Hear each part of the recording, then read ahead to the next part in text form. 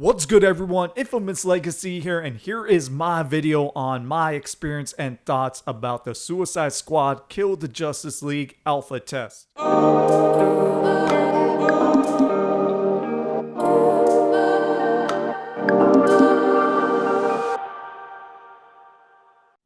Starting off, let's talk about the positives. I'm obviously going to keep it 100 with you guys and be honest about my experience with the alpha test. And during this entire video, you're not going to be seeing footage from the alpha test. It's just going to be gameplay clips of what we've already seen. So the first positive is the traversal. So each character does have a very good and unique traversal skill, from Deadshot's jetpack, from King Shark's super jump, from Harley Quinn's grappling hook, and also Captain Boomerang's speedster traversal skills, and also his teleport ability. The traversal in this game is definitely amazing. Moving on to another thing I liked about the Suicide Squad Kill the Justice League alpha test is the story mode. The story mode was definitely an enjoyable one. Using the various Suicide Squad characters that we have, I was able to progress through the story, interact with characters like Wonder Woman, Green Lantern, Flash, and then also Batman. Everyone knows about that Batman mission. It's been floating around online, and it was Kevin Conroy's last performance as Batman.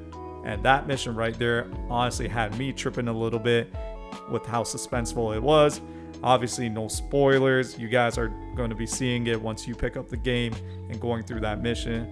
But that mission right there shows how much potential the story mode has within Suicide Squad Kill the Justice League. The third aspect that I really enjoyed within the alpha test was the weapons and the gear. So we'll first start off with the weapons. So each of the weapons that I was able to obtain came with unique perks. For example, I had an SMG with Captain Boomerang where I was able to gain increased damage when I was fighting electrified enemies. So there are perks like that that revolve around status effects. And then you also have your melee weapons that also carry different perks as well. For example, I had a melee weapon where I can get plus 5% additional ammo on melee hits. And then there are perks that relate to your grenade. So there are unique perks within these weapons that can cater to different kind of builds you want to make. And each character you can equip with 2 firearms, a melee weapon, and also a grenade. And the rarity of these weapons, I think as of right now, Legendary was the highest rarity I saw while I was playing the alpha test. However, when the game does launch fully, there might be another rarity that we can obtain from the endgame content. And then you guys already know each character can run with the SMG, sniper rifle, pistol, and heavy weapons as well. So the weapons have unique perks which can cater to any kind of build that you're planning to make. And now going to the gear mods, the gear mods were also unique because there were gear mods such as traversal mods, shield mods, and also a neck collar mod, just in case Amanda Waller presses that button. So that was also another aspect I enjoyed because it really showed me that the building aspect with each character has a lot of potential, especially depending on the weapons you want to make, or you want to craft, or you want to obtain. And then also one thing I noticed was with these various weapons, it seems like there are going to be different types of enemies, because I saw perks relating to Batman infused enemies as well. So there might be other enemies we will be able to fight within the game. Finally, the last aspect that I enjoyed within the alpha test were the skill trees and the loadouts. Having the ability to save loadouts gave me the opportunity to look and think about what kind of builds I would like to make, revolving around what kind of weapons I obtain or gear pieces, and different stats effects according to what enemies I will be fighting. So having the ability to save loadouts was a huge W for me. And then the skill trees. So with each skill tree, there were like 3 sections, and each section catered to one specific thing. For example, there was a skill tree that catered to your melee, ultimate, defense type abilities. Then you had a skill tree relating to your weapons. And then you also had a skill tree relating to your traversal. So imagine, let's say, Captain Boomerang build where you're able to stay in the air a lot longer with using some traversal mods and speccing into the right skill tree regarding his traversal, and then spec into, let's say, a sniper rifle, things like that. So there are different opportunities overall when it came to the skill trees when you were speccing into them.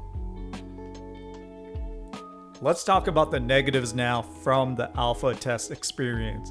When I'm talking about negatives, I'm talking about things that devs can improve on, questions I have, and also the things I disliked while I was playing the alpha test. So first thing is the story mode. With the story mode, I understand it can be a single player campaign or a team campaign. However, the environment that it takes place in is only in Metropolis. I understand we're getting endgame content as well, but the question I had was, are we able to travel to Gotham or Themyscira in the story mode or in the endgame content? With Rocksteady working on numerous Arkham games, do they have assets for us to go to Gotham and fight, let's say, other enemies? So I wonder if that will happen when the game does launch or when endgame content does come out, because obviously fighting in Metropolis is going to get repetitive and boring quick. So I think of it as like a new map. Let's talk about the combat now. So I understand this game is a shooter game. However, if you are featuring certain DC characters within this game, I do wish there were more melee abilities that these characters can use and more melee attacks that we can also use within the game. I understand myself coming from Marvel's Avengers, I'm kind of comparing that combat style to this, even though they're two different types of genre of games. But with Marvel's Avengers, what I really enjoyed the most, besides not having content in the game, was the combat. Each character had a unique combat style. However, with Suicide Squad, Kill the Justice League, I understand they're always using guns, but certain characters should have more melee abilities. So that's one thing about the combat. Moving on to another thing that I disliked within the combat was how slow it was when it came to chaining combos and attacks together. I just felt like it was very slow when I was trying to chain a combo together and then use my gun. So I hope the devs fix that when the final game does come out. But that was another thing I disliked. And then lastly, one last thing I also want to mention about the combat was how easy the combat was to figure out. I understand we have our special abilities to use and things like that, but when it came to the weapons that I can use, the SMG was an easy weapon that I can just pick up because of the ammo capacity and just spray at all these enemies and kill them quickly as possible. That might cause an issue if you're trying to be competitive with a friend because they're using an SMG and they're just destroying everything in their path. But using that SMG kind of felt easy to me compared to the other guns we were given. Hopefully, when the game does launch, we will have more challenging fights where the bosses might not die quickly, things like that. But the combat system, I hope it does get improved because honestly, it wasn't one of my favorite things within Suicide Squad. Lastly, let's talk about future characters. So future characters coming to the game, I wonder what kind of cycle that's going to be on. Do we have to wait a year to get these future characters? Do we have to wait a couple months? Those are the questions I have. I understand this is a live service game, but I wonder how Rocksteady is going to approach the live service model. I do understand they're probably potentially thinking about putting DLCs out for free, which is great.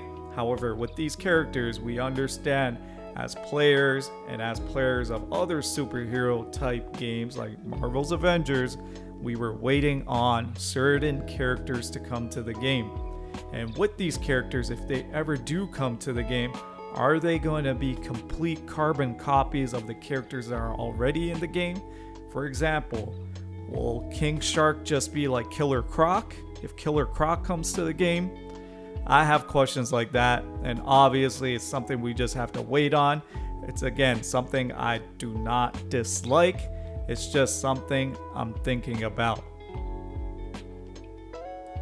There it is, my honest experience and opinions of the alpha test, and also sharing with you guys some of the positives of the alpha test and some of the negatives and some of the questions I have for the devs and what to look forward to in the future. In the comments, you guys let me know what your favorite moments were about the alpha test and what you are looking forward to in the future and what can be improved upon with this game before it releases. Until next time, make sure you hit that like and subscribe button. I'm out. Peace.